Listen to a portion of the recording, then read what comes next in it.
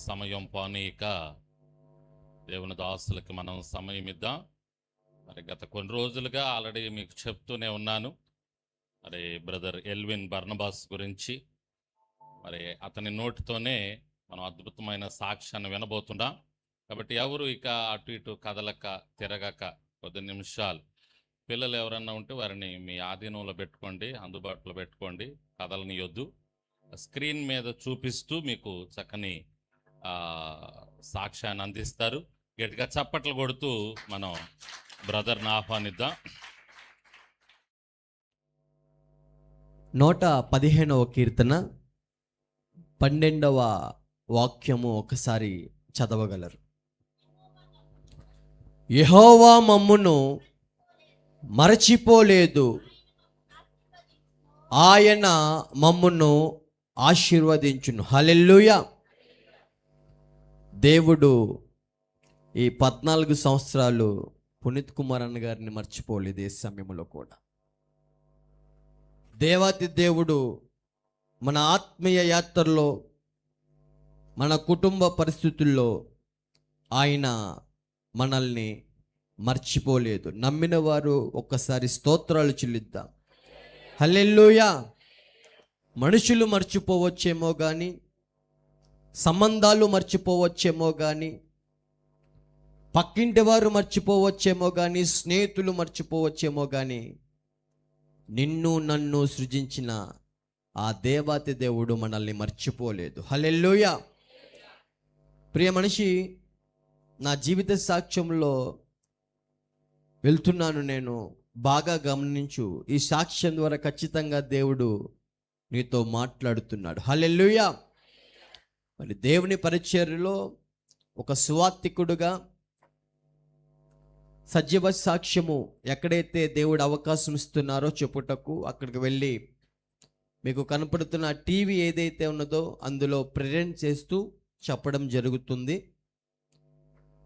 విజయవాడ ప్రాంతంలో గుణదల కొండ, క్రీస్తురాజుపురం అనే ఒక ఏరియా దగ్గర నివసించే మా కుటుంబానికి క్రీస్తురాజుపురము, గుణదల ఇవన్నీ క్రైస్తవ్యానికి సంబంధించిన పేర్లే అయినా యేసు ప్రభు వారిని ఎరగని అన్య జనాంగముగా మేము జీవిస్తున్నాం.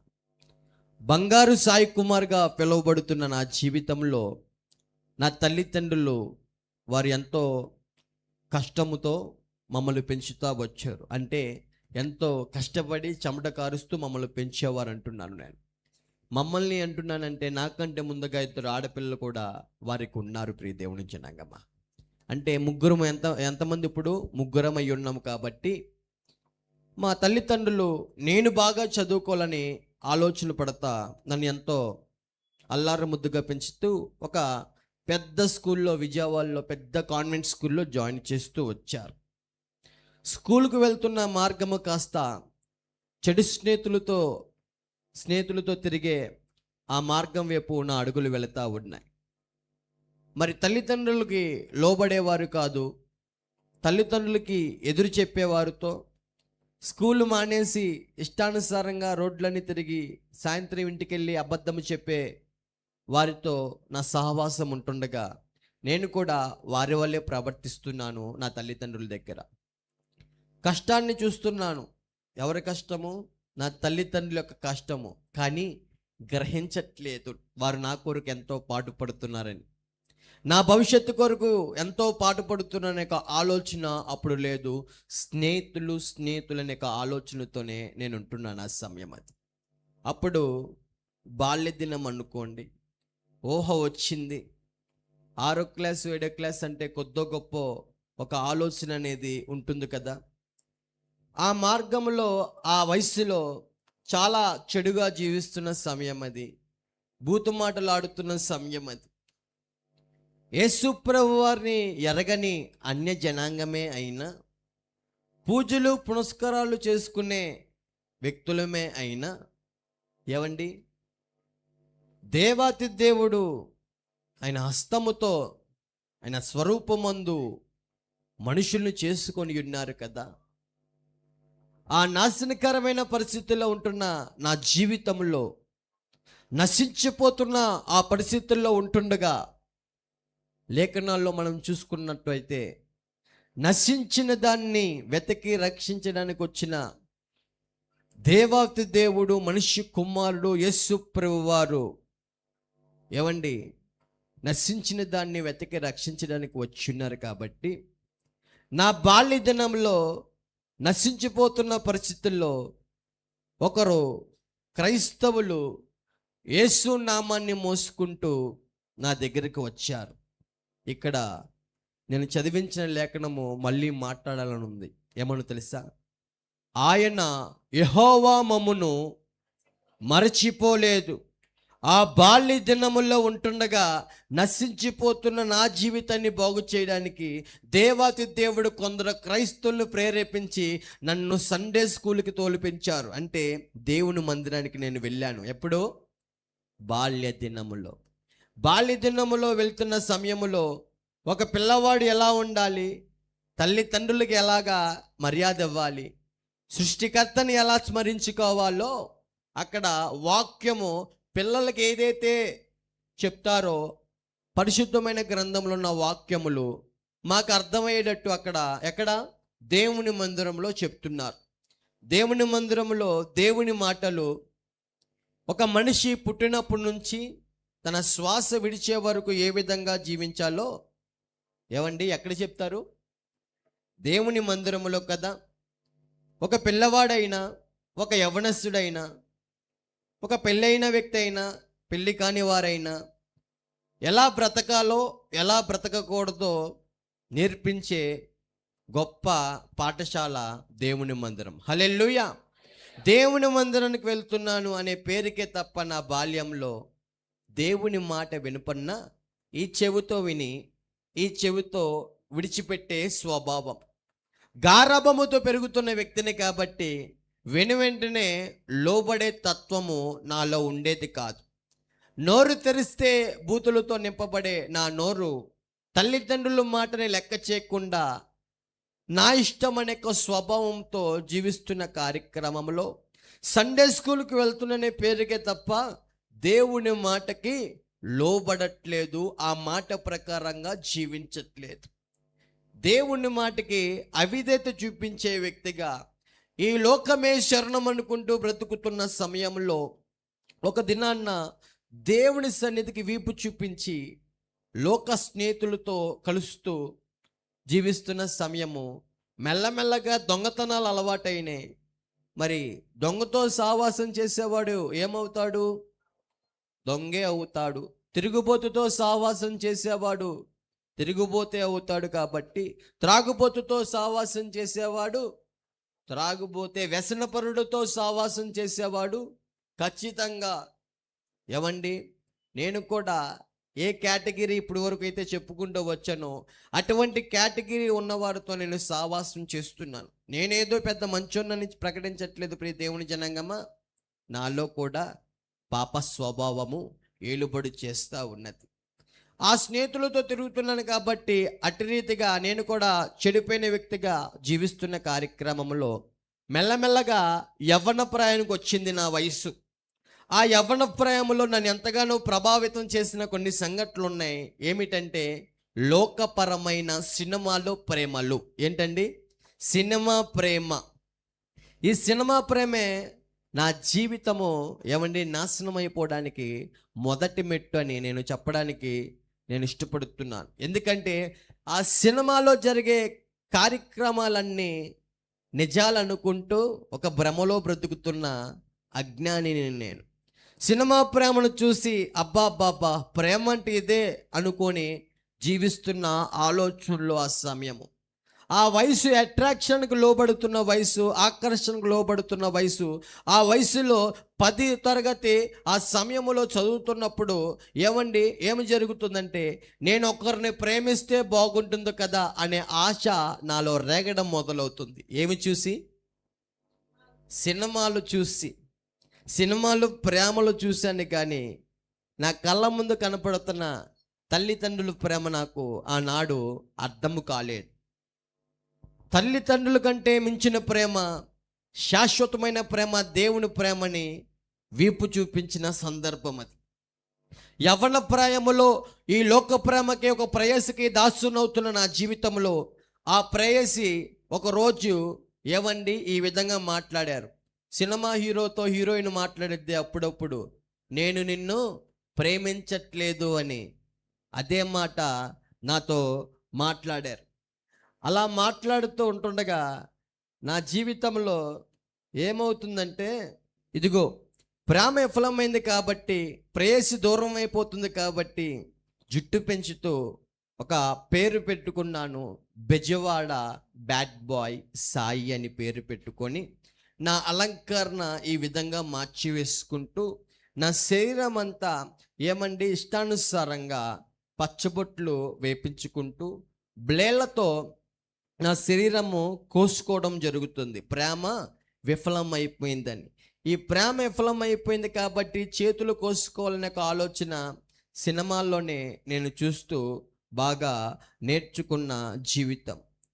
ఒళ్ళంతా పచ్చబొట్లు వేయించుకుంటూ, కాళ్ళ మీద ఎక్కడ పడితే అక్కడ, చేతుల మీద రకరకాల హెయిర్ స్టైల్ చేయించుకుంటూ, రకరకాల జీన్లు వేసుకుంటూ, అవన్నీ ఏమండి ప్లెయిన్ అయితే కాదు, అన్నీ చిరిగిపోయిన బట్టలు వేసుకుంటూ, స్టైల్ అంటూ, people same me bad trust me I'm worst అంటూ అనే క్యాప్షన్లతో జీవిస్తున్న జీవితం. ఏం పేరు పెట్టుకొని? గుడ్ బాయా, ఇందాకన్నా చెప్పారు. బ్యాడ్ బాయ్, చెడిపోతున్న వ్యక్తి, చెడిపోతున్న సాయి. ఈ విధంగా ప్రియ దేవుని జనాంగమా, మత్తు పదార్థాల వైపు నా ఆలోచనలు వెళ్తూ, అవి నాకేమైనా సమాధానం ఇస్తాయేమో అనుకుంటూ వాటితో సావాసం చేస్తూ, గంజే అనే వ్యసనములతో సావాసము, సిగరెట్లు అనే వ్యసనములతో సావాసము, త్రాగుడు అనే వ్యసనాలతో సావాసం చేస్తూ 24 గంటలు ఆ మత్తు పదార్థాల్లో ఏవండి యవ్వన ప్రాయములో ఉన్న ఆ బలాన్ని నేను పాడు చేసుకుంటున్నాను. యవ్వన ప్రాయములో నా అంతట వాడు ఇంకా లేడు అనే ప్రవర్తనతో జీవిస్తున్నాను. ఈ డ్రగ్స్ ఏమైతే ఉన్నాయో సమాధానం ఇస్తాయని నేను ఎక్కడ చూసి నేర్చుకున్నానంటే, సినిమాలు. ప్రేమ విఫలం అయిపోయిన అమ్మని హీరో చేతికి ఒక మందు గ్లాస్ వచ్చింది. వేళ్ళ మధ్యలో ఏమొచ్చిందో తెలుసా? సిగరెట్ వచ్చింది. నా స్నేహితులు అన్నారు, మాయా సిగరెట్ తాగితే నీకు ఒకటి తెలుసా, టెన్షన్ పోతుంది మావ అన్నారు. స్ట్రెస్ అంతా పోతుందిరా అని చెప్పారు. వాళ్ళ మాటలేని అదే విధంగా రోజు పెట్టెలు తాగాను. యవ్వన ప్రాయంలో స్ట్రెస్ పోలేదు, కానీ ఊపిరితిత్తులు పాడైపోవడం మొదలవుతా వచ్చే, పేగులు ఇన్ఫెక్షన్ అవ్వడం మొదలు పెడతా వచ్చే, నా శరీరం అంతా ఎంతగానో అవయవాలు పాడైపోవడం మొదలవుతా వచ్చే, నోట్లోంచి దగ్గుతుంటే బ్లడ్ బయటకు రావడం జరుగుతుంది, మలబద్ధకం ఎక్కువైపోయి మోషన్ బయటికి రావట్లేదు. ఒకవేళ ఆ మోషన్ వెళ్ళిన బ్లాక్ కలర్లో బ్లడ్తో పాటు వస్తుంది. కక్కుతున్నాను, నోట్లోంచి బ్లడ్, మోషన్ నుంచి బ్లడ్ వస్తుంది. 24 గంటలు ఆ వ్యసనాలతో సావాసం చేసిన నా శరీరం అంతా ఏవండి క్షీణించిపోవడం మొదలవుతూ ఉంది. ఈ కార్యక్రమాల్లో యవ్వన ప్రాయంలో ఉన్నాను కాబట్టి నేను ఫేస్బుక్లో, ఇన్స్టాగ్రామ్లో బాగా ఏవండి ఉండేవాడిని. డాంబికమైన జీవితంతో జీవిస్తూ చుట్టూరు జనాలు చూస్తున్నారనే ఒక ఆలోచనతో, ఇష్టానుసారమైన ప్రవర్తనతో ఈ రకంగా నేను జీవిస్తున్నాను. ప్రియ దేవుని జనాంగమా, ఎంతగానో అల్లారు ముద్దుగా పెంచుకున్న తల్లిదండ్రులు తన కొడుకుని ఈ అలంకరణతో చూసి కృంగిపోతూ కన్నులతో బాధపడుతున్నారు. బాధపడుతూ వారి ఆరోగ్యం కూడా క్షీణించిపోతున్న పరిస్థితిలోకి వాళ్ళు వెళ్ళిపోయారు. సహవాసాలు దొంగలతో, దోపిడీగాలతో జరుగుతుంది కాబట్టి డబ్బు కోసం ఏది చేయడానికైనా సిద్ధమవుతున్న సమయం అది. ఇంకా ఈ రాజకీయ నాయకులతో ఏంటండి, ఏం చేస్తున్నంటే బైక్ రైడింగ్లు, ఇంకా ఏమైతే ఉంటాయో ఈ యొక్క ర్యాలీలు అంటారు కదా, గుంపులు బండ్లు వేసుకొని వెళ్ళడము, అలా జనాల్ని భయభ్రాంతులు చేసే వ్యక్తులుగా మా బ్రతుకులు ఉంటున్నాయి. ఇది మా జీవితము, ఇది మా ఇష్టము అనే ఒక గర్వపు తలంపులతో మేము వెర్రవిగుతున్న సమయం అది. ఆ రకంగా జీవిస్తూ రాజకీయ నాయకులు చెప్తే ఆ మాటలు ఏమైతే ఉన్నాయో, ఏమని, వారిని కొట్టు, వీరిని కొట్టు, వాడి యొక్క కాలు తీసి వీడి కాలు తీసి అనే కొన్ని ఉంటాయి కదా యాక్టివిటీస్. వాటిలో బాగా పాల్గొంటూ వారిచ్చే పదో పరక పట్టుకొని వారి మాటలకు లోబడిపోయేవారుగా మేము జీవిస్తున్నాం. తల్లిదండ్రుల యొక్క ఊసే లేదు. తల్లిదండ్రులు తిన్నారా, ఆరోగ్యం, వారి పరిస్థితి ఏంటి, ఇంట్లో పోషణ అనే ఒక ఆలోచనలో నేను మా బతుకులు లేవు. ప్రియ దేవుని జనాంగమా, కళ్ళ ముందే అంతలా పాడైపోతున్న తల్లి చూస్తున్నారు. మా అమ్మగారు అసలుకే ముత్తైదు గారు. ముత్తైదు అంటే మీకు ఏమైనా తెలుసా అర్థము? ఏ ఫంక్షన్లు అయినా సరే హైందత్వంలో ముత్తైదులతో జరిపించుకోవాలని ఎంతో ఆశపడుతూ వారి దీవెనలు ఎంతో మంచిగా ఉంటాయి అనే ఆలోచనలో ఉంటారు. ఏమండి, ఆ గుంపులో మా అమ్మగారు కొంచెం పెద్ద కాబట్టి మా అమ్మగారు ఎక్కడికి వెళ్ళినా సరే అందరినీ ఏమండి కొన్ని మంచి మాటలు ప్రకటిస్తున్నారు కాబట్టి, అలా ఉండాలి ఇలా ఉండాలని చెప్తున్నారు కాబట్టి ఆమె మాట ఏ ఒక్కరు కూడా లెక్కే చేయట్లేదు. కారణం ఏంటో తెలుసా? నా బతుకు సరిగ్గా లేదు. ముందు నీ కొడుకుకు చెప్పి ఆ తర్వాత మాకు చెప్పు అనే మాటలే ఆమె హృదయాన్ని ఎంతగానో గాయపరుస్తున్నాయి. ఆమె కన్నులతో అనేక మార్లు నాతో అనేది, సాయి నీ వాళ్ళకాన్ని మేము అలా చూడలేకపోతున్నామయ్యా, మా పరిస్థితి, మా ఆరోగ్యము ఆలోచిస్తున్నావా? మేము ఇంకా కష్టపడుతూ నిన్ను పెంచే విధంగానే ఉంటున్నామే తప్ప నీవు కష్టపడి ఎప్పుడు మమ్మల్ని పెంచుతావురా అనే ఒక ఆలోచనతో వారు బాధపడుతున్నారు. కన్న తల్లి విలువ ఎరగని నా జీవితంలో వారి ప్రేమని మర్చిపోయి, వారి కష్టాన్ని మర్చిపోయి, వారి యొక్క రక్తము చెమటగా కార్చిన సన్నివేశాలన్నీ మర్చిపోయి, వేలకు వేల ఫీజులు కట్టిన ఆ జ్ఞాపకాలన్నీ మర్చిపోయి, తండ్రిని కొట్టే ఒక మూర్ఖమైన స్వభావంతో, తల్లిని తిట్టే ఒక మూర్ఖమైన స్వభావంతో నా తల్లిదండ్రులతో జీవిస్తూ మత్తు పదార్థాలతో సావాసం చేస్తూ, ఆ మత్తు పదార్థాలు ఆడపిల్లలకి అలవాటు చేస్తూ వాళ్ళ శరీరాల్ని పాడు చేసే వ్యక్తిగా జీవిస్తూ ఏ పేరు పెట్టుకున్నానండి? Bad boy Sai. ఆ బ్యాడ్ బాయ్ సాయికి రాత్రి అయితే నిద్ర ఉండేది కాదు, నిద్ర కరువైపోయేది, నాకు సమాధానం ఉండేది కాదు, హృదయంలో ప్రశాంతత అనేది కరువైపోయేది. సమాధానం ప్రశాంతత కోసం మత్తు పదార్థాల వైపు వెళ్తున్నాయి. నా శరీర అవయవాలు బలము పోతుందనే గ్రహింపు లేని వాడిగా జీవిస్తున్నాను. డ్రగ్స్తో 24 గంటలు సావాసం చేస్తున్నాను. మరి ఆ వ్యక్తి 24 గంటలు మత్తు పదార్థాలతో సహవాసం చేస్తే శరీరం ఒప్పుకుంటుందండి. ఇందాక ఒక లిస్ట్ చెప్పా కదా, నడినెత్తు నుంచి అరికాల వరకు స్కానింగ్లు చేపిస్తే శరీరం అంతా అవయవాలు పాడైపోతున్నాయని డాక్టర్లు హెచ్చరించారు. ఆ మత్తు పదార్థాలకి వీపు చూపిస్తేనే నీవు కొద్ది రోజులైనా ఈ భూమి మీద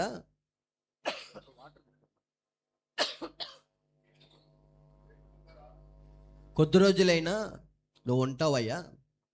వాటికి వీపు చూపించకపోతే నీ పరిస్థితి వాటితో ముగిసిపోతుంది. దయచేసి వాటికి వీపు చూపించు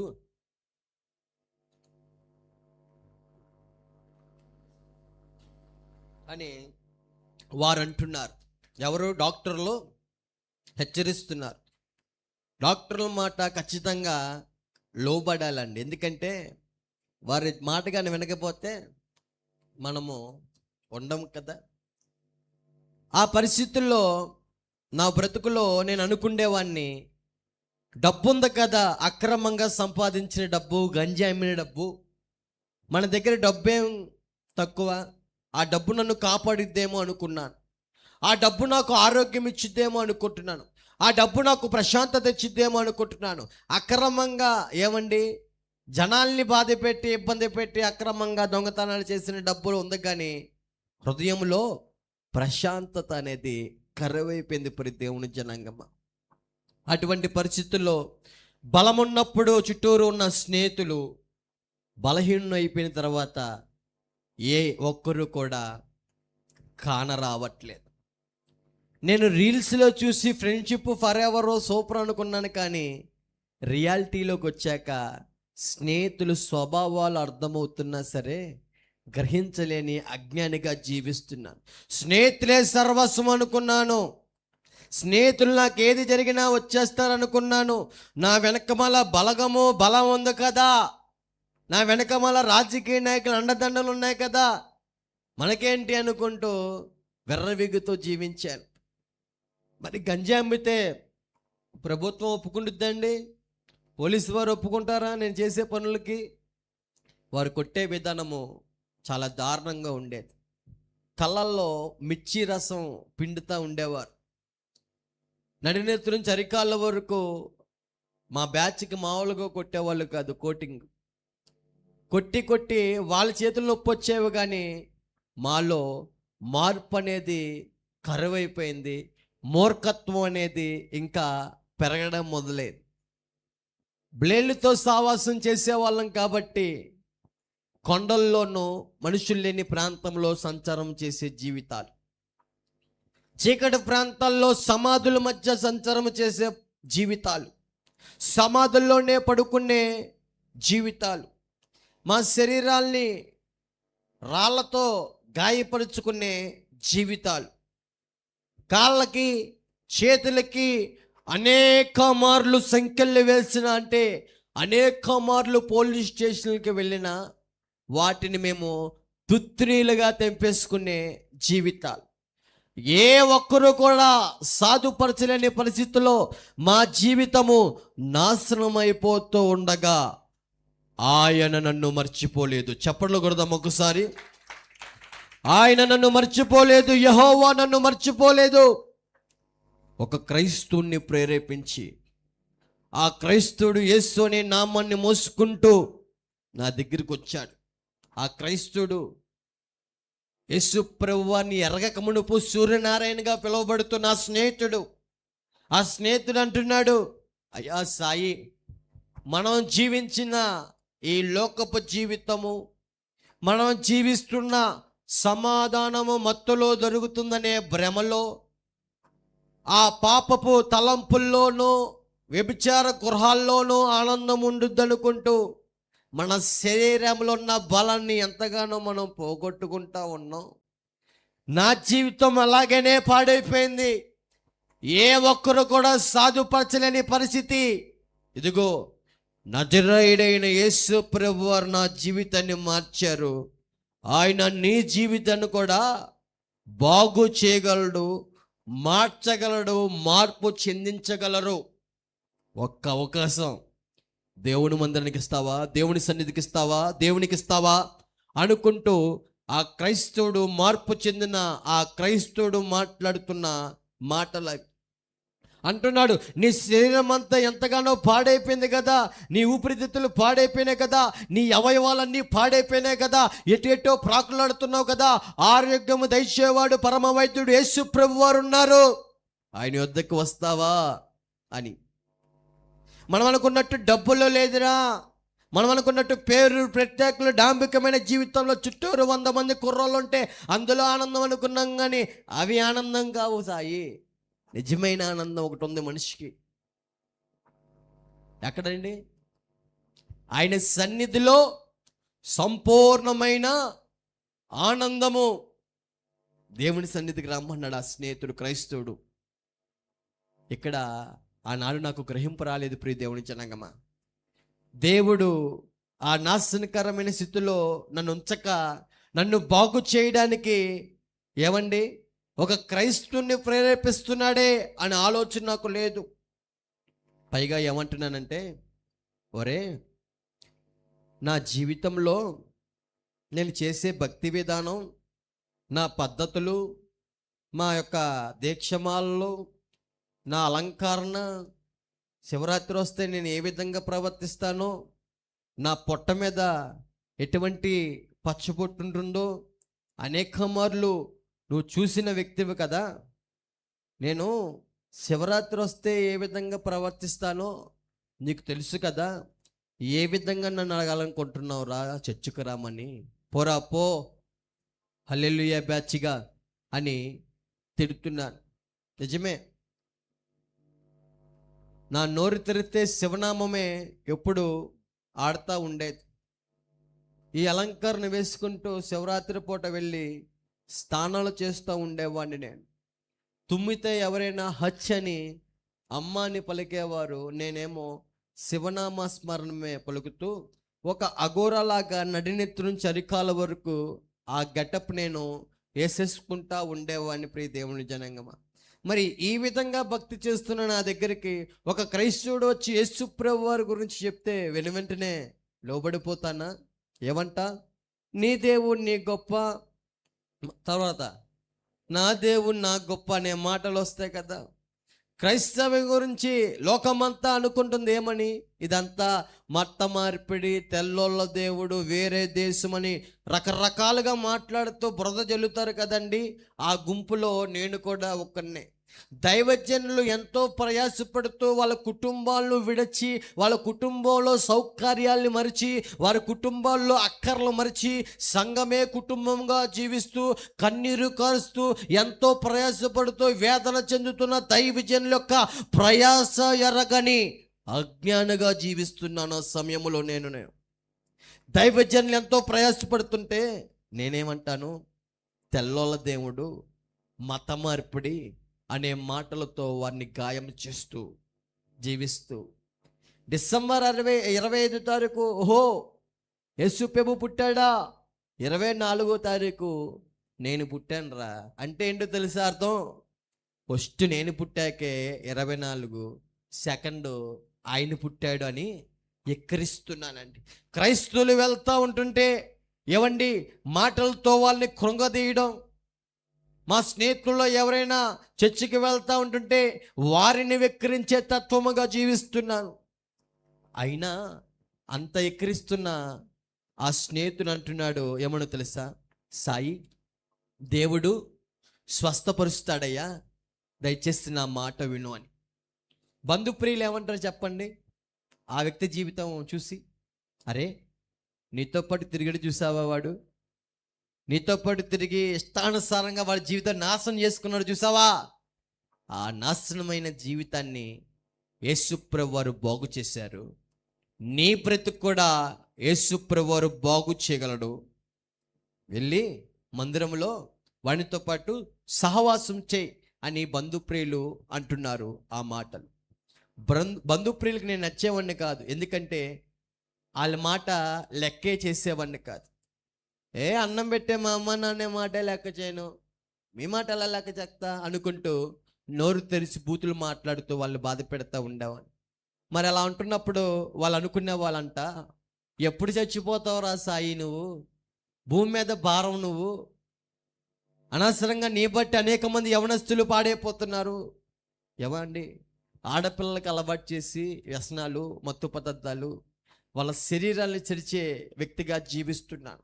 ఆ మత్తు పదార్థాలతో సావాసం చేస్తూ తన మన భేదం అర్థం కావట్లేదు, మగవాళ్ళ ఆడవాళ్ళ కూడా అది అర్థం కావక నపంసకులతో ఈ శరీరాన్ని చెరిపేసుకుంటున్నాను నేను. అటువంటి జీవితము, నా శరీరం అంతా అపవిత్రమైపోతూ సేన పట్టిన దయ్యంగా నేను మారిపోతా ఉన్నాను. ఆనాడు నాకు గ్రహింపలేదు, నేను అపవిత్ర ఆత్మతో పీడింపబడుతున్ననే ఒక ఆలోచన ఆనాడు లేదు. ప్రియ దేవుని జనాంగమా, ఒకరోజు మార్గాలన్నీ, హాస్పిటల్ మార్గాలన్నీ మూసిగిపోయాయి. శరీరం అంతా బక్కచిక్కిపడిపోతా, నోట్లోంచి బ్లడ్ కక్కుతూ ఇంకా నా జీవితము అయిపోతుంది అనే పరిస్థితుల్లో ఒక ఆదివారం పూట దేవుని మందిరానికి వెళ్ళి కూర్చున్నానండి. దేవుని మందిరంలో దైవజనులు ఎంతో భారముతో మాట్లాడుతున్న మాటలు, అయ్యా మేము మీకోసం ఏం చేస్తున్నాం? ప్రార్థన చేస్తున్నాం. మేము మీకోసం ఏం చేస్తున్నాం? మా శరీరాన్ని నలకొట్టుకుంటున్నాం. మేము మీకోసం ఏం చేస్తున్నాం? తండ్రి దగ్గర మొరపెడుతున్నాం. అయ్యా మీరు కూడా హృదయపూర్వకంగా మీ స్వరము దేవునికి వినిపించండి. మా స్వరాలు వినపడుతున్నాయి సరే, మరి మీ స్వరాలు వినిపించండి, ఆయనకి వినిపించండి అని అంటుంటే నేనేమో అయ్యా మా కోసం ప్రార్థన చేయండి అంటున్నాను. చేస్తారు, ఎందుకు చేయరు? ఖచ్చితంగా చేస్తారు. కానీ నా స్వరము ఎవరికి వినిపించట్లేదు? దేవునికి. దేవుని సన్నిధికి వస్తున్ననే పేరే తప్ప దేవుని మీద హృదయపూర్వకంగా అనుకునే జీవితం లేదు నాలో. దేవుని సన్నిధికి వస్తూ యేసు నామం పలుకుతున్న నోరే కానీ అదే నుడితో మందిరం దాటి బయటికి వెళ్తుంటే బూతు మాటలు మాట్లాడే జీవితం. దేవుని సన్నిధిలో యేసు నామాన్ని ఉచ్చరిస్తున్న సమయము మందిరము దాటి బయటికి వెళ్తుంటే అదే నోటితో ఏవండి అబద్ధాలు చెప్పే జీవితం. దేవుని సన్నిధిలో యేసు నామాన్ని ఉచ్చరించే జీవితం. మందిరము దాటి బయటికి వెళ్ళిపోయాక అదే నోటిని అపవిత్రమైన వ్యసనాలతో పాడు చేసుకుంటున్న జీవితం. నా జీవితం ఎలాగుంది? 2 పడవల మీద కాళ్ళు వేస్తూ ఏవండి నేను భక్తి చేస్తున్నాలే అనే భ్రమలో జీవిస్తూ ఉన్నాను. నేను వాస్తవానికి దేవుని మందిరానికి వచ్చిన నేను దేవుణ్ణి ఏవండి హృదయం అనే ఆలయంలోకి ఆహ్వానం పలకట్లేదు. నేను ఈ హృదయపూర్వకంగా దేవునికి స్థానం ఇవ్వట్లేదు. వేటికి ఇచ్చాను? ఈ లోకపు మనుషులు, లోకపు అలవాట్లు, ఏమైతే శనికిపాటి ఆనందాలు ఉన్నాయో, నన్ను నాశనం చేసే క్రియలు ఉన్నాయో వాటికే అవకాశం ఇచ్చాను. కానీ జీవంగల దేవుని యొక్క మాట దైవజనుల నోట వినపడుతూ సూటిగా నా గురించే మాట్లాడుతున్నట్టు అనిపించినా దేవుని మాటకి చోటు ఇవ్వట్లేదన్నమాట. దైవజనుల ద్వారా ప్రేమతో దేవుడు గద్దిస్తూ నీ యొక్క బ్రతుకు, నీ రహస్య పాపాలన్నీ ఎరిగిన వాడిని నేను, నీ యొక్క మాట నీ తలంపుకు రాకమునిపే సమస్తం ఎరిగిన శక్తిమంతుడు నేను అని లేఖనాలు ఘోషిస్తున్నా సరే మాకంతా తెలుసు అనుకుంటూ దైవజనుల ముందు ఒక రకమైన ప్రవర్తన, వారు వెలికిపోయిన తర్వాత వారి వెనకమాల మరో రకమైన ప్రవర్తన, వారు పడే ప్రయాస కంటికి కనపడుతున్నా సరే గ్రహించలేని గుడ్డి వ్యక్తిగా జీవిస్తున్న కార్యక్రమం అది. ఏవండి అటువంటి బ్రతుకున్నది. దానికి నేను పెట్టుకున్న పేరు భక్తి. భక్తిలో ఉన్న శక్తిని గ్రహించని వ్యక్తిగా జీవిస్తున్నాను. 4 గోళ్ల మధ్య ఒక రకమైన ప్రవర్తన, నలుగురు మధ్య ఒక రకమైన ప్రవర్తనతో జీవిస్తున్న వ్యక్తిని, దేవుని సన్నిధిలో యేసు నామాన్ని ఉచ్చరిస్తూ ఆరాధన చేస్తున్న వ్యక్తినే కానీ పూర్ణ ఆత్మతో కాదు, పూర్ణ మనస్సుతో కాదు, పెదాలతో స్తుతిస్తూ దేవునికి నాకు మధ్య ఒక బండ ఉందనే గ్రహింపులేని అజ్ఞానిగా జీవిస్తున్నాను. ఏ బండ? పాపం అనే బండ ఏలుబడి చేస్తుందనే గ్రహింపులేని వ్యక్తిగా జీవిస్తున్న కార్యక్రమం అది. అనవసరంగా వేసాడు అన్న. ఎందుకంటే నేను అంతే, దేవుని మాటలు వినపడతా ఉంటుంటే ఫోన్ నొక్కుంటూ చాటింగ్లు చేసుకుంటూ ఎప్పుడు ఫోన్ వస్తే ఎప్పుడు బయటికి వెళ్ళిపోదాం అనుకుంటూ వెళ్ళిపోతూ ఉండేవాడిని. ఆయన ఉద్దేశం చెప్పట్లేదండో, నా బతుకు నేను ఎక్కడ చెప్తున్నాను, అర్థమవుతుందా? ఎందుకంటే నా నెక్స్ట్ మాట అదే. టయానికి భలే లెగుతారు, అదేంటి నాకు తెలియదు, తప్పుగా భావించొద్దు. ఇది నా జీవితం చెప్తున్నాను. నా జీవితంలో ఎక్కడైనా నీ జీవితము అక్కడక్కడ ఆ అంటుగట్లు, ఆ ప్లాస్టిక్ అతుకులు ఏమైనా ఉంటే గమనించు. ఈ సాక్ష్యం ద్వారా దేవుడు మరొకసారి నీకు హెచ్చరిస్తున్నాడని. హల్లెలూయా, హల్లెలూయా. ఆ రకంగా 2 పొడల మీద కాలు వేస్తూ జీవిస్తున్న జీవితం. దేవుని సన్నిధిలో ఆత్మలో పరవశిస్తూ ప్రార్థనలో ఎల్లప్పుడూ మండుతున్న ఆ గుంపుతో సావాసం లేదు. కానీ ఎవరితో సావాసం? త్రాగుబోతులతో సావాసం, తిరుగుబోతులతో సావాసం. వారితో సావాసం చేస్తూ మారిపోవాలంటే ఎలా మారుతాను నేను? ఎవరితో సావాసం చేయాలి? భక్తి పరులతో, పరిశుద్ధులతో సావాసం చేస్తూ వారు ప్రార్థనలో మండుతూ ఉంటుంటే ఏమండి వారి మధ్యలో వెళ్ళి ఏకీపిస్తున్నప్పుడు ఆ మంట ఏమైంది? నాకు కూడా అంటుకుంటుంది.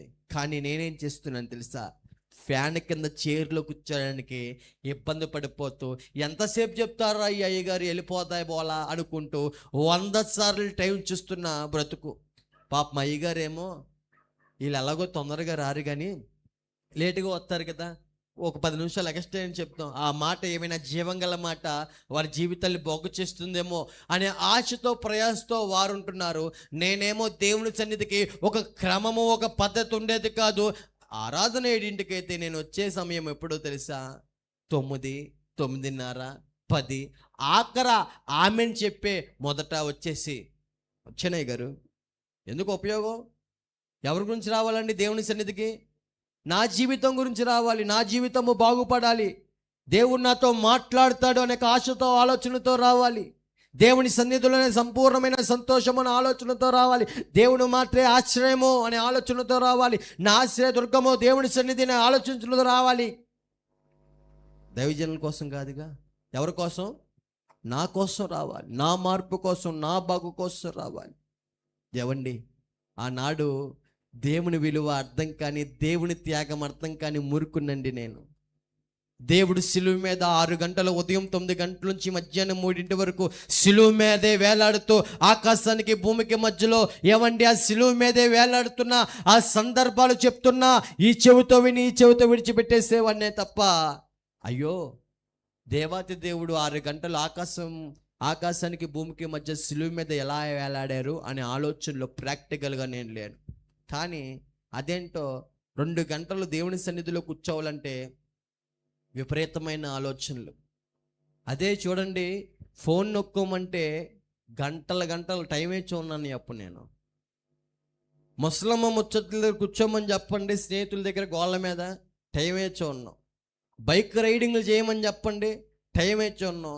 అదేంతో తెలీదు, దేవుని సన్నిధికి రాగానే నా కళ్ళు ఎంతసేపు ఫోన్లో ఉన్న టైము, లేకపోతే గడియారం, గోడకున్న గడియారం వైపే నా కళ్ళు వెళ్తూ ఉన్నాయి. కానీ మా దైవజనులు ఈ కూడిక నా కోసమే కదా ఏర్పాటు చేసింది, నా ఆత్మీయ జీవితంలో ఎదగాలనే కదా ఏర్పాటు చేసింది, ఆదివారం పూట కూడిక నా కోసమే కదా అని. ఏమండి, దేవుని సన్నిధికి, దేవుని ప్రేమిస్తూ వచ్చే స్వభావం కాదు నేను. వణుకుతూ దేవుని యొద్దకు రండి అయ్యా అంటే విర్రవిగుతూ దేవుని యొద్దకు వస్తున్నాను, దేవుని సన్నిధికి నేను. ఏ ప్యాంట్లమ్మా చెల్లి, యాక కన్నాలు ప్యాంట్లు. దేవుడేమో, అయ్యా మాదిరికరంగా జీవించు తిమోతి, మాదిరికరంగా నీ మాట తీరులో మాదిరికరంగా ఉండాలా, నీ ప్రవర్తనలో మాదిరికరంగా ఉండాలా, ప్రేమలోను విశ్వాసంలోను మాదిరికరంగా జీవించాలి తిమోతి అంటుంటే ఆ మాటలు ఏమీ ఎక్కట్లేదు. ఒకరోజు అలాగే దేవుడు మాటలు వినపడుతుంటే మధ్యలోంచి లెగిసి వెళ్ళిపోయానని చెప్పాను కదా. ఆ రోజు తాగుబోతులతో, వ్యసన పొరులతో సావాసం చేయడానికి బయలుదేరాను. ఎక్కడికి? ఏ మార్గాన్ని విడిచిపెట్టండి? సత్య మార్గము, జీవ మార్గాన్ని విడిచిపెట్టి మరణ ఛాయల్లోకి పాకులాడిన బ్రతుకున్నది. ఆ రోజు కారులో యాక్సిడెంట్ అయిందండి. మాకు కారు బాగా డ్యామేజ్ అయిపోయి తుప్పల్లో పడ్డాము, వెళ్ళి పొలాల్లో, ఏజెన్సీ ప్రాంతంలో. కారు అంతలా డ్యామేజ్ అయిపోయిన మాకు మాత్రము ఎటువంటి గాయము కూడా తగలలేదు. అప్పుడు నేను అనిన మాట ఏంటో తెలుసా? ఇదంతా నా స్కిల్, ఇదంతా నా అదృష్టం, ఇదంతా నా సుడి, ఇదంతా నా లక్కు, ఇదంతా నా అనే అహంకారముతో జీవిస్తున్న కార్యక్రమం. ఇదో ఫోటో చూస్తున్న ఆ స్నేహితుడు తిమోతి క్రైస్తవుడు అంటున్నాడు ఈ విధంగా, సాయి కార్ అంతలా డ్యామేజ్ అయింది కానీ నీకు మాత్రం ఏమీ కాలేదా? ఎంత ఆశ్చర్యంరా అసలు. ఇప్పుడు చూస్తుంటే అనేక మంది యవనస్తులు యాక్సిడెంట్లో పడి చస్తూ తలకాయలు పగిలిపోయి అనేక మంది ఉన్నారు. కాలగర్భంలో కలిసిపోతూ స్తంభాల మీద వేలాడుతూ వీమిస్ అనే బ్యానర్లో 18 నుంచి 30 ఏళ్ళు మధ్యలో ఉన్న యవనస్తులే అర్ధాయుషులో మరణించే వాళ్ళు అనేక మంది ఉన్నారు. అపవాది దొరికినట్టు మింగుకుంటూ పోతున్న జనాంగం అనేకంగా ఉంది. నువ్వు ఇంకా సజీవ లెక్కలో ఉన్నావా? ఆహా, దేవుని కృపరా ఇది, దేవుని కృప. నువ్వు అనుకుంటున్నావు ఏంటి? నా జ్ఞానం, నా బలము, నా ఆలోచన, నా స్కిల్లు, నా సూడి అంటావే. కానే కాదు, దేవుని కృప. నీకో విషయం తెలుసా? నీ వెనకమాల సంఘము చేస్తున్న ప్రార్థన కంచె ఉందనేగా గ్రహింపు నీకుందా? నీ వెనకమాల నీ కొరకు దైవజనులు చేస్తున్న ప్రార్థన కంచె ఉందనే విషయం నీకు తెలుసా? నీ వెనకమాల నీ కొరకు నీ కుటుంబంలో మారు మనసు పొందుకున్న, దేవుణ్ణి నమ్ముకున్న మీ అమ్మమ్మ గారు ప్రార్థన కంచె నీ వెనకమాల ఉందని తెలుసా? ఇది నీ జ్ఞానం కాదు, నీ బలం కాదురా. గమనించయ్యా, మారు మనసు పొందుకో అయ్యా, మారు మనసు తగిన ఫలాన్ని ఫలించయ్యా. నీ హృదయంలో దేవునికి ఇవ్వయ్యా స్థానము. ఈ లోకంలో డబ్బు అవి తాత్కాలికమే, అవి నీ వెంట రావురా. శాశ్వతమైన ప్రేమ, దేవుని ప్రేమ, ఆయనకు నువ్వు కావాలి సాయి అని స్నేహితుడు, మార్పు చెందిన స్నేహితుడు ఎన్ని మాటలు చెప్పినా నాకు అర్థం కావట్లేదు, గ్రహించట్లేదు, విసుక్కుంటున్నాను. అదేంటోనండి, వెలుగులో ఉన్నవారి మాటలంట చీకటిలో ఉన్నవారికి చెప్తే ఎక్కవంట. ఆయన ఏం చెప్పట్లేదు, ఏం చెప్తున్నారు ఇక్కడ? వెలుగు సంబంధి యొక్క మాటలు నాకు నచ్చట్లేదు. ప్రియ దేవుని చిన్నగమ్మ, దైవజనులు మాటలు చెప్తుంటే సరి చేసుకో బాబు, నీ బలహీనత ఇది, దేవునితో సహవాసం చేయి, వ్యక్తిగతంగా ఉండు, ఆయనతో రహస్యమందు వ్యక్తిగతంగా మొరపెట్టు, ఆయనతో నీ బలహీనత పరిస్థితి యావత్తు ఆయన మీద భారం వేయి, నీ చింత యావత్తు ఆయన మీదే భారం వేయి అంటే, అయ్యగారు నేను ప్రార్థన చేయలేకపోతున్నాను, నీ రావట్లేదు నాకు అంటున్నాను. ఏమండి, వచ్చిద్దా? మొదలు పెడితే వచ్చిద్ది, ఆయనతో ముచ్చటిస్తే వచ్చిద్ది. ప్రార్థనా పరులతో సహవాసం చేస్తూ వారితో ముచ్చటిస్తే వారి యొక్క మాటలు ఏ విధంగా మాట్లాడుతున్నారో, వారు ఏ విధంగా ప్రార్థన చేస్తారో వారిని మనం వెంబడించవచ్చు కదా. ఈ కార్యక్రమం చేయకుండా నేను మారిపోవాలి, నేను అయిపోవాలి అనుకుంటూ జీవిస్తూ 2 పడవల మీద కాలుస్తున్న జీవితంతో ఉంటున్నాను. చెప్పండి, ఈ భక్తి దేవుడు మెచ్చుతాడా? అమ్మ తల్లులారా, మెచ్చుతాడా? అయినా కూడా దేవుడు మర్చిపోలేదు. ప్రియ దేవుని జనాంగమా, ఆయన కృప కనికరాన్ని జ్ఞాపకం చేసుకొని దైవజనులు చేసిన ప్రార్థన, వారు కార్చిన కన్నీరు చూసిన ఆ గొప్ప దేవుడు ఆరోగ్యము దయచేశారు. ఏమిచ్చారు? ఆరోగ్యము. బలం వచ్చిందండి. బలం వచ్చేసింది కదా. బలహీనప్పుడు ఏమన్నాను అయ్యగారితో, అయ్యగారు బలం వచ్చేసిన తర్వాత అవసరం అయిపోయిందిగా, టాటా చెప్తున్నాను, వీపు చూపించే వ్యక్తిగా జీవిస్తున్నాను. బలహీనుడు ఉన్నప్పుడు ఏమన్నానండి, అయ్యగారు బలం పొందుకున్న తర్వాత వీపు చూపిస్తున్నాను, స్వస్థత ఇచ్చిన దేవునికి వీపు చూపిస్తున్నాను, దైవజనులకు వీపు చూపిస్తున్నాను, దేవుని సన్నిధికి వీపు చూపిస్తున్నాను, లోకమే శరణం అంటున్నాను, లోక వ్యసనాలే సూపర్ అంటున్నాను, అవే ఆనందం అనుకుంటూ దేవుడిచ్చిన బలాన్ని మళ్ళీ లోకానికి ఖర్చు పెడుతున్నానండి. దేవుని సన్నిధికి వచ్చిన నేను ఈ ఫేస్బుక్లో, ఇన్స్టాగ్రామ్లో బాగా ఏమండి చాటింగ్లు చేసేవాడిని కాదండి. ముక్కు మొఖం తెలియని వాళ్ళు పరిచయం అవుతూ ఉండేవారండి. ముక్కు మొఖం తెలియని వారు ప్రొఫైల్ బాగానే ఉంటుంది బయట, కానీ వాళ్ళ జీవితాలు, నిజ జీవితాలు వేరు. చాలామంది ఆ ప్రొఫైల్ చూసే వారితో ఫ్రెండ్షిప్ చేస్తూ ఎంతోమంది డబ్బులు కోల్పోయిన వారు ఎంతమంది ఉన్నారు నాకు తెలిసిన వాళ్ళు. అవునా? న్యూస్లో వింటున్నాం కదండి. అటువంటి గుంపులో నేను కూడా ఒకడుగా అయిపోయి పెళ్ళైపోయిన వారితో ఆవాసం చేస్తూ వారిని ప్రేమిస్తున్నాను. ఎవరిని? పరేవాడి యొక్క భార్యని. అయ్యా భర్త, పరేవాని యొక్క భార్యని కోరుకుంటున్నావే, నీ శరీరం మీద కేవలం నీ భార్యకి తప్ప పరాయి దాని ఆడదానికి ఏమి లేదు, అధికారము లేదనే విషయం నీకు తెలుసా అనే లేఖనాలు నేను మరిచాను. భార్య, నీ శరీరం మీద కేవలం నీ భర్తకి తప్ప పరాయి యొక్క పురుషుడికి అధికారం లేదనే విషయం నీకు తెలుసా అనే హెచ్చరికలు నేను మరిచాను. నేను చేస్తుందే కరెక్ట్ అంటున్నాను. ఎవరిని ప్రేమిస్తున్నానండి? పెళ్ళైపోయినామని. పరేవాన్ని భార్యని ఆశిస్తే ఆ మార్గం నిన్ను నాశనానికే దారి తీస్తుంది, నాశనానికే అనే హెచ్చరికలు మరిచాను. నాశనకరమైన మార్గం వైపే వెళ్తుంది నా బ్రతుకు. పైగా నేనేమంటున్నాను తెలుసా? నేను భక్తి చేస్తున్నాలే అంటున్నాను. చెప్పండి, ఇక్కడ ఒక రకమైన రూపం, బయటికి వెళ్ళి మరో రకమైన రూపంతో జనులు కనపడితే జనులు ఎవరి నామాన్ని మొదటగా ద్వేషిస్తారు? ఎవరి నామానికి అవమానం వచ్చిందండి? దేవుని నామానికి అవమానం వచ్చింది. ఒక వ్యక్తి, ఒక విశ్వాసి, ఒక క్రైస్తవుడు, మార్పు చెందిన వ్యక్తి, ఎవండి మారు మనసు పొందుకున్న వ్యక్తి, మారు మనసు తగిన ఫలాన్ని ఫలించే వ్యక్తి, ఎవండి దేవుడు అనుకుంటూ దేవుని సన్నిధికి వస్తున్న వ్యక్తి దేవుని సన్నిధికి వస్తారనే ఎంతమంది గమనిస్తారో తెలుసా? మన బట్టి దేవుడి నామానికి మహిమ రావాలి అని దేవుడు చెప్తున్నాడు. నేను ఎలా జీవిస్తున్నానక్క? దేవుడి నామానికి అవమానకరంగా జీవించే బ్రతుకుతో నేనుంటూ నేను భక్తి చేస్తున్నాలే అంటున్నాను, మనుషుల్ని మెప్పిస్తున్నాను అన్నమాట. ఆ విధంగా ఒక వేషధారణ జీవితాన్ని జీవిస్తున్న నా బ్రతుకులో ఏవండి అవసరం అయిపోయింది కాబట్టి దేవుని యొక్క సన్నిధికి వీపు చూపించి విజయవాడ ప్రాంతం వచ్చేసి స్నానము చేశాక వచ్చి ప్రార్థన చేసుకుంటాను. చాలు ఈ భక్తి అంటున్నాను. ఏంటంటే ఆ భక్తి అన్నయ్య?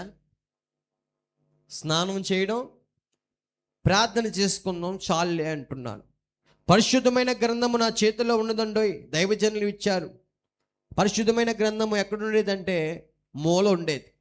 వేలకు వేలు చదివించారు, జ్ఞానం ఉంది, చదివే జ్ఞానము, కానీ వాక్యము ధ్యానించే ఆలోచన లేదు.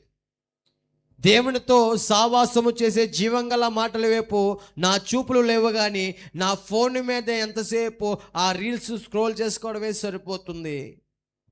అలాగా స్నానం చేసి వచ్చి ఒక 2 నిమిషాలు ప్రార్థన, స్వార్థమైన మాటలతో ప్రార్థనను ముగించి మళ్ళీ లోక సంబంధిగా జీవిస్తూ నేను భక్తి చేస్తున్నాలే అంటూ ఉన్నాను. మీకు ఒక విషయం తెలుసా? డబ్బు నాకు సమాధానం ఇస్తుంది అనుకున్నాను, కానీ నాకు నిద్ర కరువైపోయిందండి. ఆ డబ్బుతో నిద్రను కొనలేకపోయేవాడిని. డబ్బు నాకు ఆరోగ్యం ఇస్తుంది అనుకున్నాను, కానీ ఆ డబ్బుతో నేను ఆరోగ్యాన్ని కొనలేని పరిస్థితిలోకి వెళ్ళిపోయాను. డబ్బు నాకు సమాధానం ఇస్తుంది అనుకున్నాను, కానీ ఆ డబ్బు నాకు ఎటువంటి సమాధానం ఇవ్వట్లేదు, కానీ కలవరం ఎక్కువైపోతుందన్నమాట. మరి డబ్బు ఉన్నంత సమయంలో స్నేహితులు ఉంటారు, కానీ డబ్బు అయిపోయిన తర్వాత ఉంటారమ్మా? ఏ ఒక్కరు కానరావట్లేదు, స్నేహితులు కానరావట్లేదు, సాయన్న సాయన్న అని సలాం కొట్టే చేతులు కానరావట్లేదు. డబ్బు అయిపోతున్నది. దేవుడిచ్చిన బలాన్ని లోకమనే పాపానికి, వ్యసనాలకి ఖర్చు పెట్టాను కదా, ఆ బలము కూడా మెల్లమెల్లగా అయిపోతుందండి. అప్పుడే కరోనా ప్రపంచం మీదకి వచ్చింది. జనులందరూ ప్రాణము గుప్పెట్లో పట్టుకొని బతుకుతున్న సమయము. అందరూ ప్రాణం మీద భయంతో బతుకుతుంటే నాకు డబ్బు ఆశ ఎక్కువైపోయింది, ధనాపేక్ష ఎక్కువైపోయింది. ఒక 262 కేజీల గంజాయి బైబిల్ పట్టుకొని దేవుడిని అడ్డు పెట్టుకొని వేరే రాష్ట్రానికి నేను తరలించాను. తరలించేటప్పుడు మాటలు ఏంటో తెలుసా? అది నేను ప్రార్థన అనుకునేవాడిని. ఏంటి ఆ ప్రార్థన అంటే, గంజాయి కొనుక్కోవడానికి వెళ్తున్నాను కదా యేసయ్య, ఏ పోలీసు వాళ్ళు నన్ను పట్టుకోకుండా సహాయం చేయి, నాకు వచ్చే డబ్బుల్లో నీకేమేస్తాను? కానుక. ఇచ్చే చెయ్యే సరిగ్గా లేదండి. ముందు దేవుడి కోరుకుంటున్న నా హృదయ అర్పణ మాత్రం ఇవ్వట్లేదు. ఈ హృదయంలో దేవునికి సింహాసనం నేను వేయట్లేదు. ఈ హృదయంలో దేవునికి ప్రథమ స్థానం ఇవ్వట్లేదు. ఈ హృదయంలో జీవంగల మాటకి ఏవండి నా పలక మీద జీవంగల మాటల్ని ముద్రించుకోవట్లేదు. నేను అవసరానికి స్వార్థముగా దేవుడు అంటున్నాను. 262 కేజీల గంజాయి పోలీసులు కళ్ళు కప్పి మొత్తానికి తప్పించేసి లక్షలు నా చేతిలో పడిపోతే నాకు దురాశతో ఏమండి అటువంటి తలంపులతో కొట్టుమిట్లాడుతున్న నా జీవితంలో అపవిత్రమైన స్థలాల్లో పరిశుద్ధమైన గ్రంథాన్ని మోసుకు వెళ్ళాను కదా. ఆ రోజు ఏమైందంటే, చిల్లి గవ్వకొని రాలేదు. హైదరాబాద్ గాంధీ బస్ స్టాండ్లో అడుక్కునే వారి పక్కన పడుకునే స్థాయికి నా బ్రతుకు వెళ్ళిపోయినది. ఛార్జీలు డబ్బులు లేక అడుక్కునే స్థాయికి నా బ్రతుకు వెళ్ళిపోయింది. ఛార్జీలు డబ్బులు లేక ఏమండి పైన వేషాన్ని మార్చేసి ఏమండి ప్రేరాయిలు నా దగ్గర ఉంటే అది నా నెత్తికి రాసి చేతిలో బైబిల్ పట్టుకొని ఒక అడుక్కునే వ్యక్తిగా మారిపోయాను. ఛార్జీలు డబ్బులు లేక ఫుట్పాత్ మీద అడుక్కునే వారు లైన్గా పడుకుని ఉంటే వారి పక్కన పడుకునే స్థాయికి నా బ్రతుకు వెళ్ళిపోతూ ఉంది. ఒక వెర్రివాడిగా, ఒక అడుక్కునేవాడిగా విజయవాడ ప్రాంతానికి అడుక్కుంటూ వచ్చిన నా జీవితంలో స్నేహితుల దగ్గరికి వెళ్తే వీపు చూపించారు, అందరూ కాన రావట్లేదు. ప్రేమించిన వారి దగ్గరికి వెళ్తే వారు కూడా కాన రావట్లేదు. ఎంతో బలం ఉన్నప్పుడు అందరూ చుట్టూరు ఉన్నారు, కానీ బలహీనుడు అయిపోయిన తర్వాత ఎవరూ కాన రావట్లేదు. ఆ సమయంలో నా పక్షాన్ని నిలబడింది నా కన్న తల్లి తండ్రులు. వారి కడుపులో పుట్టాను కదా, వారు భారమని ఎంచక ఎలాగైనా సరే మా ఓడు మార్పు చెందాలనే ఆశతో చూస్తున్న వారి కళ్ళల్లోంచి కన్నీరు వస్తూ ఏం జరుగుతుందిరా నీకు అని కృంగిపోతూ బాధపడుతున్నారు. నా పరిస్థితి, స్నేహితులు ఎక్కువ మనుషుల మీద ఆధారపడే వ్యక్తిని కాబట్టి వారందరూ వీపు చూపిస్తే హృదయం అంతా వేదనతో కుమిలిపోతున్నాను. ఒంటరి వ్యక్తిగా మారిపోయాను. వెర్రివాడిగా ప్రవర్తిస్తున్నాను. మత్తు పదార్థాలే శరణం అనుకుంటూ మళ్ళీ వాటితో ఏమండి ప్రాకులాడుతున్నాను అన్నమాట. ఆ మత్తు పదార్థాలు నా శరీరంలోనికి నేను ఏమండి మింగుతున్న సమయంలో సమాధానం వస్తుంది అనుకుంటే ఆ మత్తు పదార్థాలు కూడా నన్ను ఒక వెర్రివాడిగా మార్చేసి ఇలా పెద్ద పెద్ద కళ్ళు పెట్టి ఇలాగా ఇంట్లో వాళ్ళందరినీ చూస్తున్నాను. కృంగిపోతూ మాట్లాడుతుంది నా తల్లి, ఏం జరుగుతుందయ్యా నీకు అని. నా మెడలో ఉన్న మంగళసూత్రం తప్ప నీకివ్వడానికి ఇంకేమీ లేదురా సాయి అని ఆమె బాధపడుతూ ఉన్నదండి. నా తల్లి వేదన వర్ణాతీతం. ఆ సమయంలో కృంగిపోతుంది. ఇదే చేత్తో కొట్టించుకున్న నా తండ్రి నా పక్కన ఉండి నిలబడుతూ ఏం చేయలేని పరిస్థితుల్లో ఆయన ఉంటున్నారు. ఏ ఒక్కరు కూడా స్నేహితులు అనేవారు వచ్చేస్తారనే ఒక ఆశతో ఎదురు చూశాను, కానీ ఏ స్నేహితులు కూడా కానరావట్లా. ఇంకా నాకు ఒకటే దారి కనపడుతుంది, నేనేమైపోవాలి, చచ్చిపోవాలి. బాత్రూంలోకి వెళ్ళాను, నాలో నేనే మాట్లాడుకుంటూ నా శరీరం మీద నన్ను నేను గాయపరుచుకుంటున్నాను. వెర్రివాడిగా చూస్తున్నాను, నిద్రలేని రాత్రులు గడుపుతున్నాను. ఒక చిన్న అలకిడి వచ్చినా సరే ఊరికనే ఏమండి భయపడే పరిస్థితుల్లోకి వెళ్ళిపోయాను. అలా చూస్తున్న కళ్ళ తల్లిదండ్రులు ఏ విధంగా సాధుపరచలేని పరిస్థితుల్లో వాళ్ళు ఉంటున్నారు. ఏమీ అర్థం కాని పరిస్థితి. ఈ లోకపరమైన ప్రేమించిన వారు ఉన్నారు కాబట్టి వారి దగ్గరికి వెళ్ళి ప్రాకులాడుకుంటూ వెళ్తుంటే పో అని వారు కూడా తునీకరించారు. అన్నీ ఒకదాని తర్వాత ఏంటి ఎలా జరుగుతున్నాయి, చాలా డబ్బు రావాలి కదా, ₹1 కూడా రాలేదేంటి అనే ఆలోచన ఎక్కువైపోతుంది. ఒక పక్క ఏమో పోలీసు వారు వెతుకుతున్నారనే ఆలోచన ఎక్కువైపోతుంది. ఏం చేయాలో తెలియట్లేదు ప్రియ దేవుని జనాంగమా. అయితే బాత్రూంలోకి వెళ్ళిపోయి ఆలోచనలు ఏమొస్తాయంటే చావు, లేకపోతే ఆ ప్రేమించిన వారు మోసం చేశారు కదా చంపేసే అనే ఆలోచనలు నాలో బాగా రన్ అవుతున్నాయండి.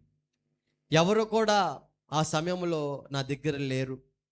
మనుషులు అయిన నా బంధుప్రియులు చాలామంది ఈ విధంగా అనుకున్నారు, ఈ రోజుతో వీడి బతుకు క్లోజ్ అయిపోతుందేమో అమ్మయ్య అనుకుంటూ వారి ఆలోచనలో వారు, నా కన్న తల్లిదండ్రులు కొడుకేంటి ఇలా పడైపోతున్నారు వేదనతో వారు ఏం చేయని పరిస్థితుల్లో ఉంటున్న సమయంలో ఏవండి, యెహోవా నన్ను మర్చిపోలేదు. చప్పట్లు కొడదామా?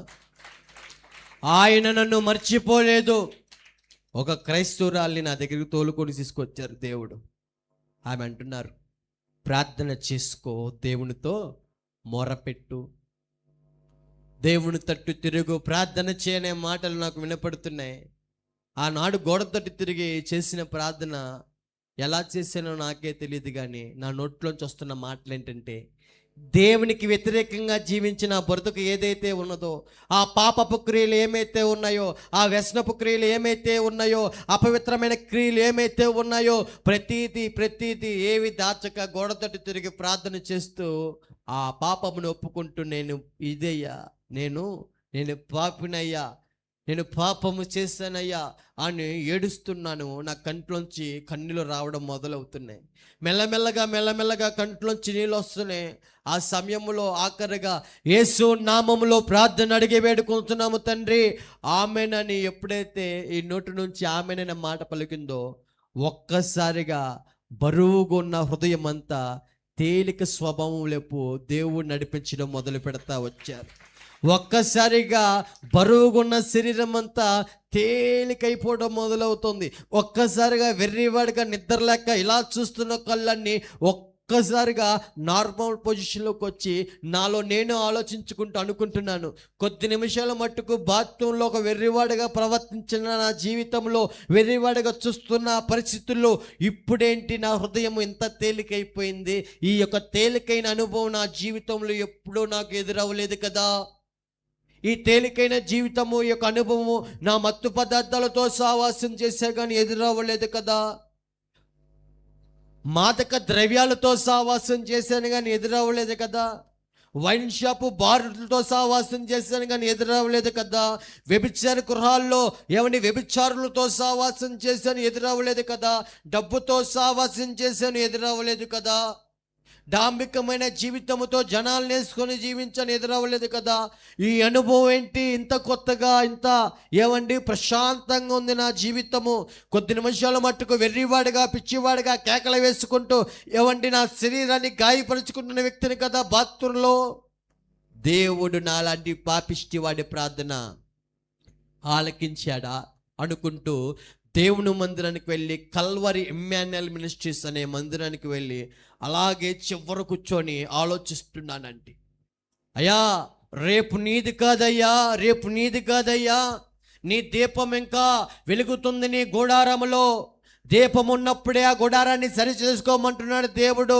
ఈ అవకాశము అనేకులకు రావు బాబు అని దేవుడు మరొకసారి ఆయన ప్రేమతో గద్దిస్తున్న సమయంలో అక్టోబర్ 23, 2021 సంవత్సరంలో యేసు ప్రభు వారిని సొంత రక్షకుడిగా అంగీకరించి ఇదే నోటితో ఆయన నిజమైన దేవుడని ఒప్పుకొని నమ్మి బాప్తిసం పొందుకుని యేసు ప్రభు వారు నా రక్షకుడని అంగీకరించి బాప్తిసం పొందుకొని ఎల్విన్ బర్నబాస్గా ఏవండి ఆ సమయంలో మా ఆత్మీయ తల్లిదండ్రులు నాకు ఒక నూతనమైన పేరు పెట్టి ఉన్నారు.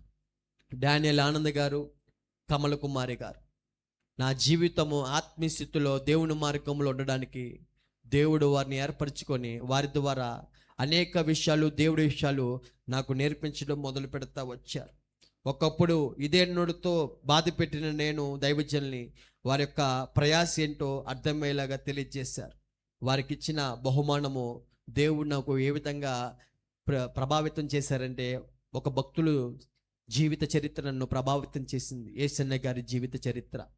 యేసన్న గారికి వాళ్ళ గురువు గారైన డేవిడ్ రాజయ్య గారు ఒకరోజు ఒక పొట్లంలో ఒక పొడి ఇచ్చారు. ఆ పొడి ఏంటంటే, డేవిడ్ రాజు గారు గంటల గంటలు మోకాళ్ళ సన్నిధిలో దేవుని సన్నిధిలో గడిపే మోకాళ్ళ మీద అక్కడ లెగుస్తున్న పొట్టు ఏదైతే ఉన్నదో ఆ పొట్టంతటిని ఒక పేపర్లో కలెక్ట్ చేసి ఆ మోకాళ్ళ దగ్గర ఉన్న పొట్టంతటిని ఇలా ఇచ్చేవారంట. ఎవరికి? యేసన్న గారికి ఇచ్చారు. గురువు గారు శిష్యుడికి ఇచ్చారు. ఆ జీవితము నేను వింటున్నప్పుడు నన్ను ఎంతగానో దేవుడు ప్రభావితం చేసి, ఏవండి నా జీవితంలో కూడా దేవుని సన్నిధిలో గంటల గంటలు మోకాళ్ళ సన్నిధిలో ఆ రాళ్ళ మీద గడుపుతున్నప్పుడు మోకాళ్ళ దగ్గర చర్మం ఊడడం మొదలవుతుంది. నేను కూడా అదంతా కలెక్ట్ చేసి మా ఆత్మీయ తల్లిదండ్రులకి ఇచ్చేంత బలముతో దేవుడు నిలబెట్టడం మొదలు పెడతా వచ్చారు. ఒకప్పుడు అక్టోబర్ 23 కొడుదురునండి, ఒకప్పుడు అక్టోబర్ 23, 2021 సంవత్సరం బాప్తిసం పొందుకున్న తేదీ. ఈరోజు ఆ 2021 సంవత్సరం నుంచి 2026 వరకు వచ్చాను.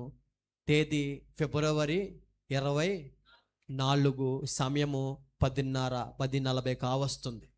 ఇప్పటి వరకు ఈ శరీరం మీద ఎటువంటి స్కానింగ్, ఎక్స్రే పడకుండా ఆయన బలముతో సజీవ సాక్షిగా మోకాళ్ళ మీద ఎంతసేపు ఆది నుంచి ఇప్పటి వరకు మీ ముందు ఈ విధంగా ఆయన బలముతో నింపి సాక్ష్యం చెప్పేలాగా దేవుడు కృప చూపించారు. ప్రియ మనిషి, ఒకప్పుడు పోలీసు వారు ఏమన్నారంటే, నీ జీవితం మారిందా, ఎలా మారింది అని అడుగుతున్నారు.